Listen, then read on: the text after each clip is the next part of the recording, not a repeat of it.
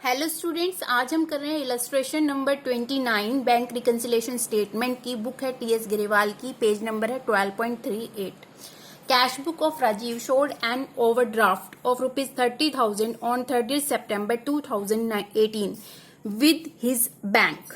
ठीक है, overdraft balance दिया हुआ है, बैंक बैलेंस है ओवरड्राफ्ट 30,000 का। On investigation it is found that, ये सारी इन्वेस्टिगेशन है और हमें क्या बनाना है, you are required to show the necessary adjustment to be made in the cash book by preparing the amended cash book. Amended cash book बनानी है हमें, balancing the same on the 30 September 2018 तक बनेगी ये।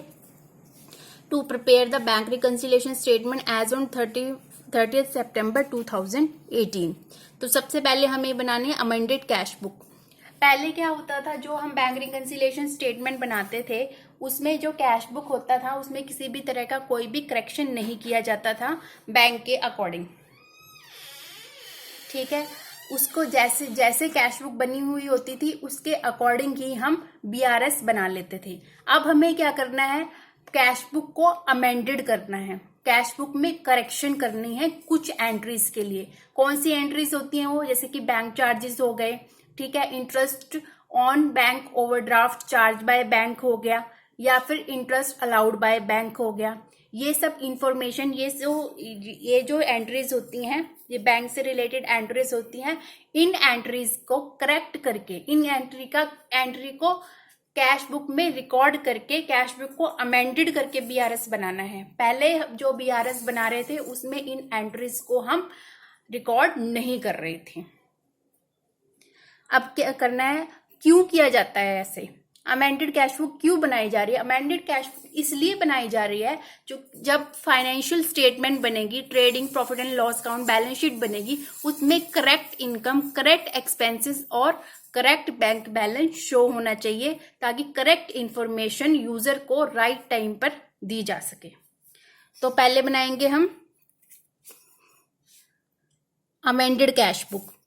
Receipt side of cash book was under cast 20,000। 20,000 से under cast है, मतलब 20,000 की इनकम और रिसीव होनी थी, वो कैश बुक में रिसीव हुई नहीं, तो हम यहां पर रिसीव करेंगे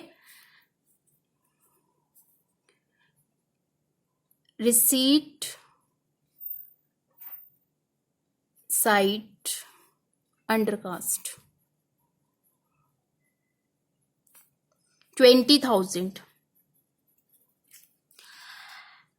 A check of ₹12,000 received from his customer deposited into his bank was dishonored, debited by bank before 30 September 2018, but no entry for dishonor was passed in the cash book।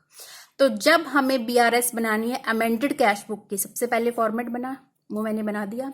अब second step क्या होता है, amount recorded in passbook but not recorded in cash book but should have been recorded in cash book. कहने का मतलब ये है कि जो अमाउंट कैश बुक में, पासबुक में रिकॉर्डेड है वो कैश बुक में रिकॉर्डेड होना चाहिए था, पर कैश बुक में रिकॉर्डेड नहीं है। ठीक है, अब ये क्या, यही शो कर रहा है, no entry for dishonour was passed in cash book. तो यहाँ पे ये ट्रीटमेंट, ये सेकंड स्टेप है कि हमें जहां पे भी दिखेगा कि कैश बुक में रिकॉर्डेड नहीं है ये चीज, तो हमें कैश बुक में रिकॉर्ड करेंगे और अमेंडेड कैश बुक प्रिपेयर करेंगे आगे फाइनल बीआरएस बनाने के लिए। 12,000 का चेक रिसीव हुआ। ठीक है, जब चेक रिसीव होते हैं तो क्या एंट्री होती है, bank account debit to customer. ठीक है, उसके बाद बैंक ने इसको डेबिट कर दिया। क्यों कर दिया, क्योंकि चेक जो है वो डिसऑनर्ड हो गया था। चेक जब डिसऑनर्ड हुआ तो बैंक ने क्या किया, बैंक ने रिवर्स एंट्री कर दी, बैंक ने कस्टमर अकाउंट को डेबिट कर दिया और बिजनेस बैंक अकाउंट को क्रेडिट कर दिया। बिजनेस बैंक अकाउंट क्रेडिट हो गया, तो एंट्री क्या है, बैंक अकाउंट क्या हो रहा है, क्रेडिट। तो कैश बुक की क्रेडिट साइड पे, डेबिट साइड ये है, क्रेडिट साइड ये है। कैश बुक की क्रेडिट साइड पे हम क्या लिखेंगे,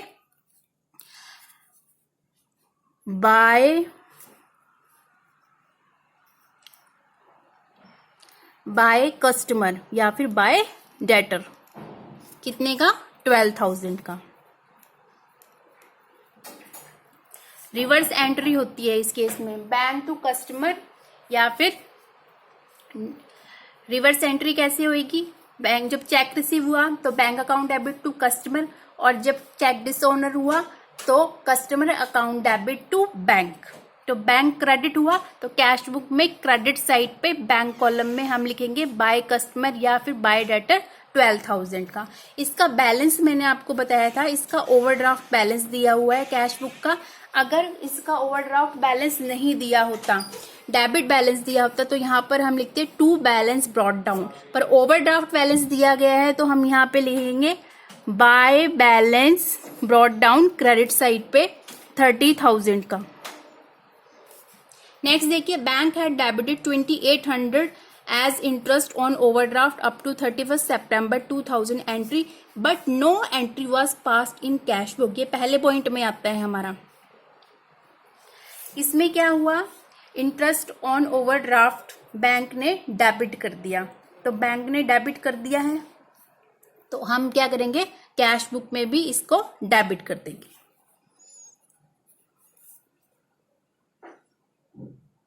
कैश बुक में पेमेंट साइड पे ले जाके इसकी एंट्री कर देंगे।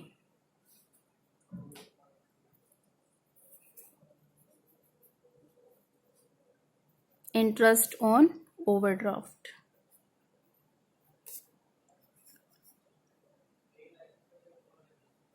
$2,800।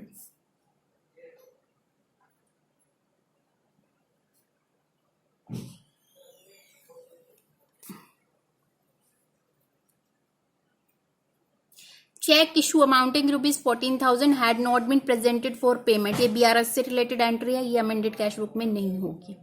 Check amounting ₹10,000 enter on receipt side of the cash book deposit in the bank has not been credit by bank up to 30 September 2018। ये भी बैंक बीआरएस से रिलेटेड एंट्री है, ये कैश बुक में नहीं होगी। ये cheque for ₹6,000 drawn by another customer of the bank of similar name had been debited to the account of Rajiv in error। ठीक है, तो ये क्या है, ये एंट्री भी बीआरएस से रिलेटेड है, वो इसमें नहीं होगी। हम इसकी अब टोटलिंग करेंगे। टोटलिंग करने पे आ जाता है इसका 44,800। यहाँ पर क्या आ रहा है, क्रेडिट साइड का टोटल डेबिट साइड के टोटल से ज्यादा आ रहा है, तो ये कौन सा बैलेंस होगा, टू बैलेंस कैरेट डाउन कितना आ जाएगा, 24,800। ठीक है, तो ये क्रेडिट साइड बढ़ी है, तो ये कौन सा बैलेंस है, ये क्रेडिट बैलेंस है। कैश बुक का कौन सा बैलेंस आया है, ये क्रेडिट बैलेंस है। तो हम यहां पे लिखेंगे ओवरड्राफ्ट बैलेंस, जो साइड बड़ी होती है वो वाला वो ही बैलेंस होता है। इस क्रेडिट साइड डेबिट साइड से बड़ी है, तो जो डिफरेंस है वो डेबिट साइड लिखेंगे, पर वो बैलेंस कौन सा होगा, क्रेडिट बैलेंस होगा, क्योंकि क्रेडिट साइड बड़ी है। Balance as per cash book, कौन सा बैलेंस है, ये क्रेडिट बैलेंस। इसको लिख लेंगे 24,800। आगे देखिए, check issued amounting ₹14,000 had not been presented for payment to the bank up to 30th September 2018। Business organisation ने 14,000 का चेक जो है अपने क्रेडिटर को काट कर दे दिया, पर क्रेडिटर ने 30 सितंबर 2018 तक पेमेंट रिसीव करने के लिए बैंक में चेक लगाया ही नहीं, तो बैंक ने पेमेंट दी ही नहीं। जो और हमें किसके अकॉर्डिंग चलना है, यहाँ पर इसमें हमें कैश बुक के अकॉर्डिंग चलना है। कैश बुक के अकॉर्डिंग क्यों चलना है हमें इसमें, जो overdraft balance as per cash book है, उसका मतलब क्या है, amount is payable to bank. ये कि बिजनेस ऑर्गेनाइजेशन की लाइबिलिटी है कि हमें बिजनेस ऑर्गेनाइजेशन की लाइबिलिटी है कि इतना अमाउंट बैंक को पे करना है। और जब overdraft balance as per cash book दिया हुआ होता है तो हमें कैश बुक के अकॉर्डिंग चलना होता है। कैश बुक के अकॉर्डिंग हमें इसलिए चलना होता है कि जो कैश बुक में इनकम है उसको ऐड करना है, कैश बुक में जो एक्सपेंसेस हुए हैं उसको लेस करना है, और वो फिगर फाइंड आउट करनी है जो फिगर फाइनली बिजनेस ऑर्गेनाइजेशन को बैंक को पे करनी है। ये बिजनेस ऑर्गेनाइजेशन की लाइबिलिटी है। ये यहाँ पे हम क्या करेंगे, चेक तो काट दिया ना कैश बुक में से, तो इसे लेस करेंगे।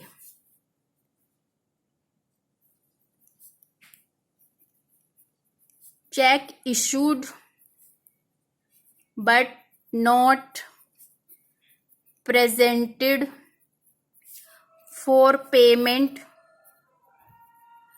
To the bank. कितना अमाउंट है? 14,000।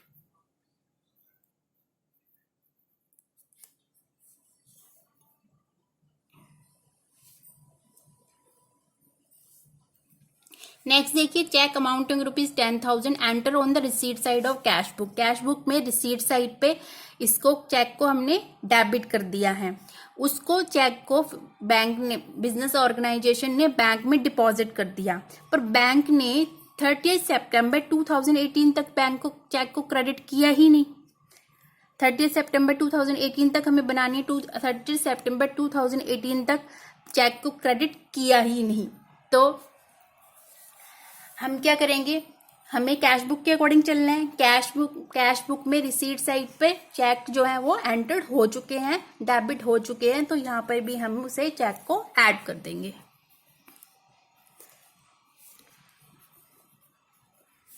Check issue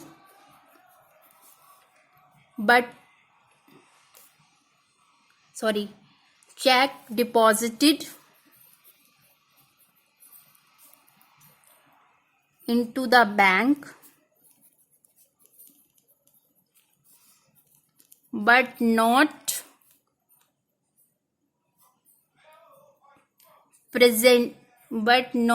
credited by bank. कितने रुपए है? 10,000 ऐड कर देंगे। एक चेक है 6,000 का, ठीक है। बैंक के दूसरे किसी कस्टमर ने वो चेक इशू करा किसी सिमिलर नेम से, ठीक है। सिमिलर नेम किसका है? राजीव का है। BRS हम राजीव को बना रहे हैं।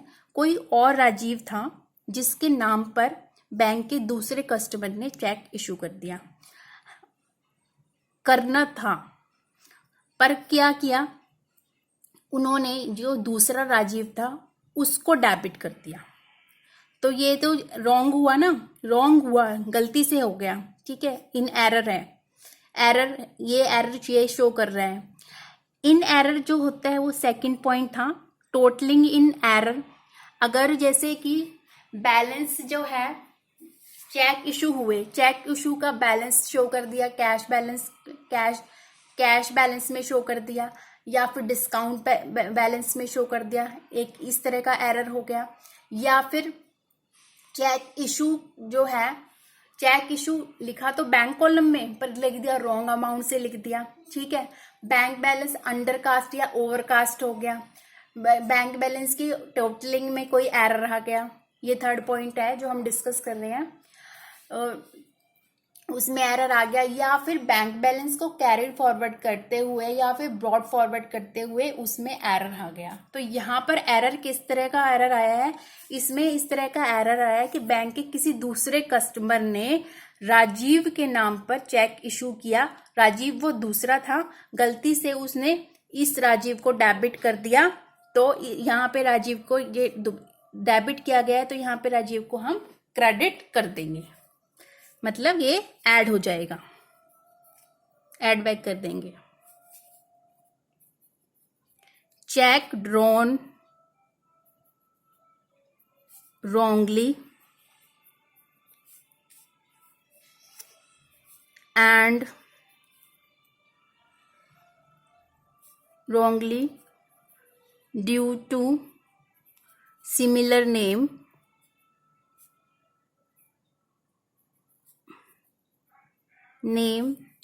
and Rajiv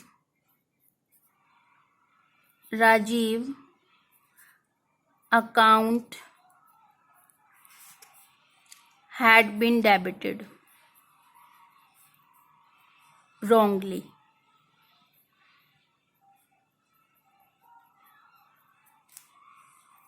Check drawn wrongly, ठीक है, due to the similar name and Rajiv account had been debited wrongly. ये है debited रॉन्गली। कितने का आ जाएगा ये? 6000 का। अब टोटल कॉलम का जो है हम बैलेंस लगा लेंगे, जो आ जाएगा 16,000 और 14,000 तो है ही।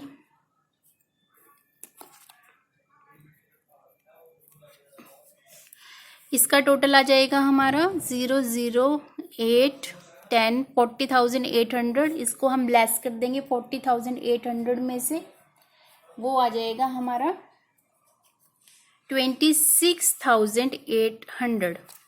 यहाँ पर आएगा overdraft balance as per cash book, sorry passbook,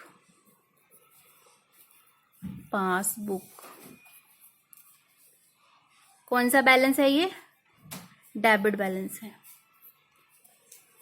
जब overdraft balance as per cash book दिया होता है, बीआरएस का बेसिस होता है, तो आंसर हमारा क्या आता है? Overdraft balance as per cash book debit. ये जो बैलेंस आया है इसका मतलब ये है कि ये बिजनेस ऑर्गेनाइजेशन की लाइबिलिटी है कि इतना अमाउंट बिजनेस ऑर्गेनाइजेशन को बैंक को पे करना है। और दूसरा रीजन ये होता है, जो कैश बुक की क्रेडिट साइड की एंट्री होती है वो हमेशा टैली करती हैं पासबुक के डेबिट साइड की एंट्री से, और कैश बुक के डेबिट साइड की एंट्री हमेशा टैली करती है पासबुक की क्रेडिट साइड की एंट्री से। आई होप आपको ये इलस्ट्रेशन समझ में आई होगी। मिलेंगे नेक्स्ट वीडियो में। Thank you so much.